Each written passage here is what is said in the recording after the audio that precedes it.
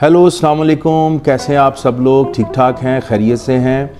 अच्छा जी, handyhand.pk की एक नई वीडियो है और बेसिकली एक सीरीज़ भी हम नई स्टार्ट कर रहे हैं। इस सीरीज़ में हम पाकिस्तान की जो मोस्ट फेमस हिस्टोरिकल बिल्डिंग्स हैं उनको हम कैप्चर करेंगे, उनको हम देखेंगे कि उनका हिस्टोरिकल पस मंज़र क्या है और उनका आर्किटेक्चरल पॉइंट ऑफ व्यू से उन बिल्डिंग्स को कैसे कंस्ट्रक्ट किया गया है, क्या सोचा गया उस वक़्त और कितने अरसे में कंस्ट्रक्ट किया गया। तो it's all about the historical buildings. तो आज इस सीरीज़ की सबसे पहली वीडियो है जी, और ये वीडियो हमने the most famous Badshahi mosque से स्टार्ट की है, जो कि लाहौर शाही किले के सामने अब सब लोगों ने देखी होगी मस्जिद।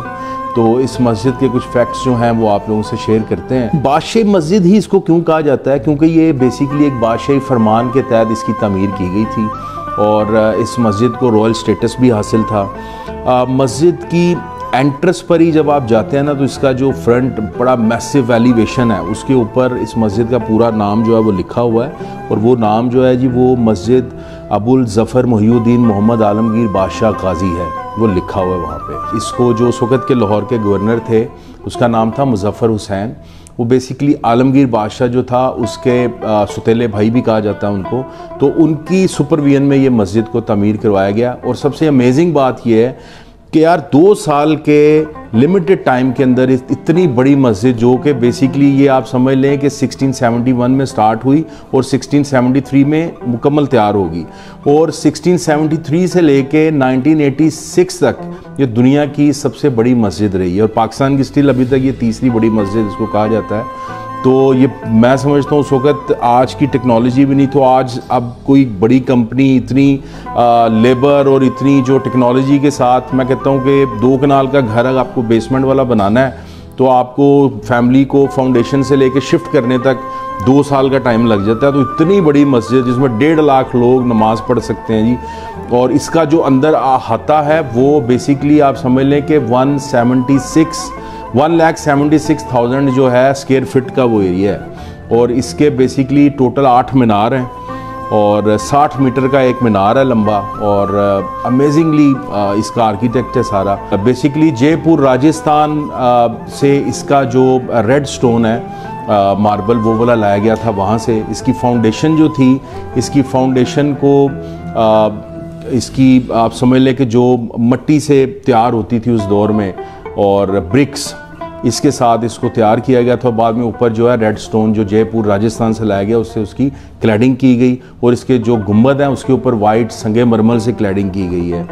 शाही किला का जो मेन दरवाज़ा है उसके बिल्कुल ओपोजिट बादशाही मस्जिद का मेन दरवाज़ा है। इसका जो प्लिंथ बीम है वो बेसिकली वहाँ पे 22 स्टेप हैं, बहुत मैसिव किस्म के 22 स्टेप में से गुजर के आप मेन एलिवेशन मेन गेट के सामने जाते हैं, जो बहुत ही मैसिव है, बहुत ही खूबसूरत है।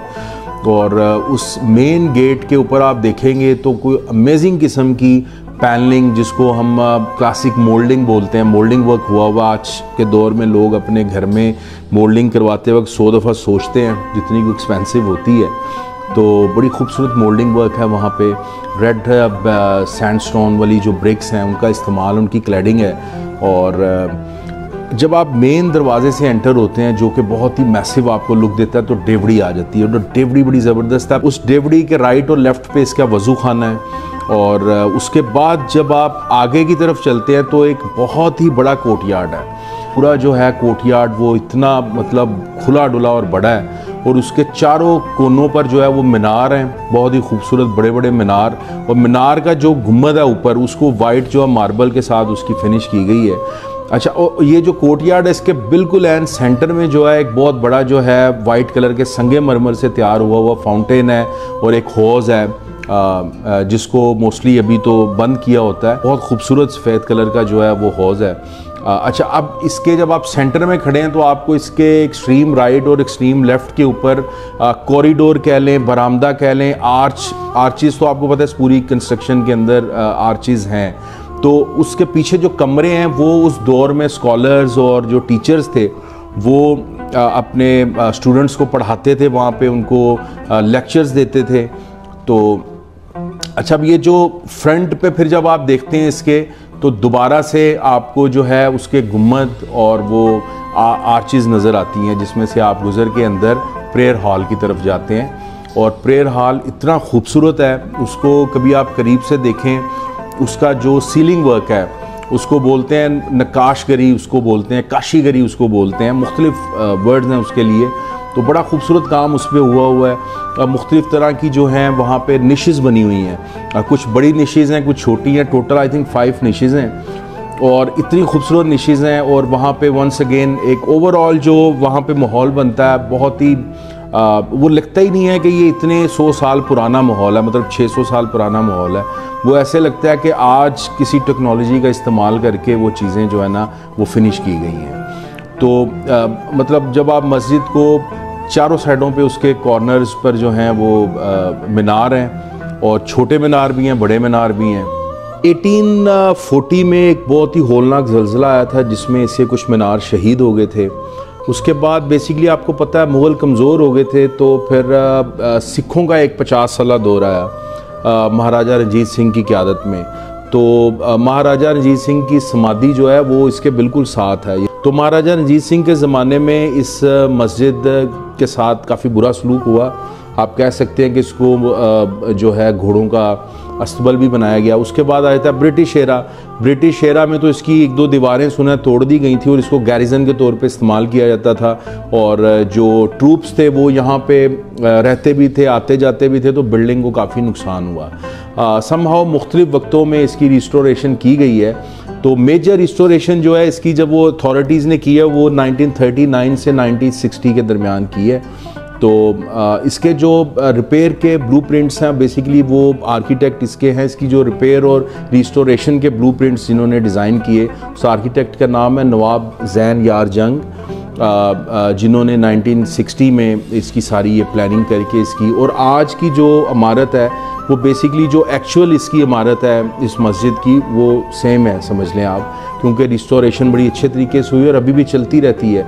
तो जो मेन इसकी फर्स्ट बिल्डिंग थी, आज की जो बिल्डिंग है वो सेम है, क्योंकि इसकी रिस्टोरेशन उस हिसाब से की गई है। तो हमारे पास कुछ ये फैक्ट फिगर्स थे इस मस्जिद के आर्किटेक्ट, इसकी डिज़ाइनिंग, इसमें जो मुग़ल एरा का खासा था, फ्लोरल, मार्बल और रेड स्टोन और जिस तरह की मोल्डिंग्स और जिस किस्म की कंस्ट्रक्शन फाउंडेशन और टाइम मैनेजमेंट, इससे हमें बहुत कुछ सीखने को मिलता है। टाइम मैनेजमेंट आप देखिए, इतनी बड़ी बिल्डिंग 2 साल में बना दी। और आर्किटेक्ट आज भी आप उसको किसी भी एंगल से जाके देखें तो इतनी एक्यूरेसी है कि आई डोंट नो, उस वक़्त इतने वो टूल्स भी नहीं थे, लेकिन फिर भी ये उनकी महारत कह लें आप या उनका कमाल कह लें कि आज भी इस टेक्नोलॉजी के दौर में भी लोग जो चीज़ बनाएंगे वो उसके लेवल की नहीं है जो चीज़ उन्होंने बनाई उस दौर में। तो उम्मीद है आप सबको वीडियो अच्छी लगी होगी। इसके कुछ अहम पॉइंट्स को हमने कोशिश की है कवर करने की, बाकी तो इसकी रियलिटी सारे लोग जानते हैं, तो उस पर हम मज़ीद क्या बताते हैं आप लोग कमेंट्स के थ्रू हमें बता सकते हैं। कुछ ऐसे फैक्ट फिगर्स जो हमने मिस कर दिए हों या हमारी रिसर्च टीम से मिस हो गए हों तो आप वो हमें बता सकते हैं, कुछ इंटरेस्टिंग फैक्ट्स। और किसी हिस्टोरिकल बिल्डिंग के बारे में हमें राय दे सकते हैं कि वहाँ जाकर हम बनाएं, उसके कुछ फैक्ट फिगर्स शेयर कर सकते हैं। तो थैंक यू फॉर वॉचिंग। तो काइंडली इसको सब्सक्राइब कीजिए चैनल को और लाइक और शेयर कीजिए। मिलते हैं अगली वीडियो में।